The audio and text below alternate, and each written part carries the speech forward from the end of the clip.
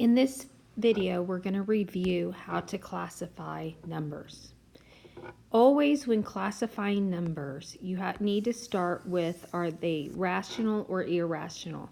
Numbers can never fall in one category or in both categories. They're either going to be rational or irrational. The definition of rational are all numbers that can be written as a fraction. Irrational numbers are all numbers that cannot be written as a fraction. So we're going to go through the list thinking, can we write them as a fraction? And then make that classification. Starting with pi. Can pi be written as a fraction? No.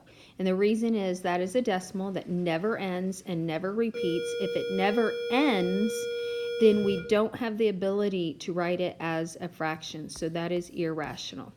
Can -5 be written as a fraction? Yes. I would put it over 1. So that's rational. Can 3.2 be written as a fraction? Yes. All decimals that either end or repeat can be written as fractions. So that's rational. 4/5 is a fraction. So that's rational. 16 can be 16 over 1. So that's rational. When we get to square roots, we need to think, are they square roots of perfect squares, which makes them solvable with a whole number? Okay, so the square root of 25, that is 5. So yes, that's rational. But the square root of 26, since 26 is not a perfect square, that would result in a decimal that never ends and never repeats, which means it cannot be written as a fraction. So that is irrational. All right, for the answers that we got, irrational. This one and our first one, the pi. Those were done. If you determine something is irrational, then you're finished at that point. For all problems that we chose rational as our answer, we need to see now, are they whole numbers and or integers?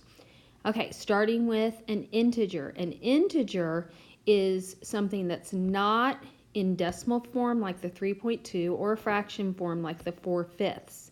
Now, I know it can be written as a fraction by putting it over 1, but it would reduce to what we call an integer, okay? Integers include all the whole numbers and their opposites, so the negatives. So the number -5 is an integer.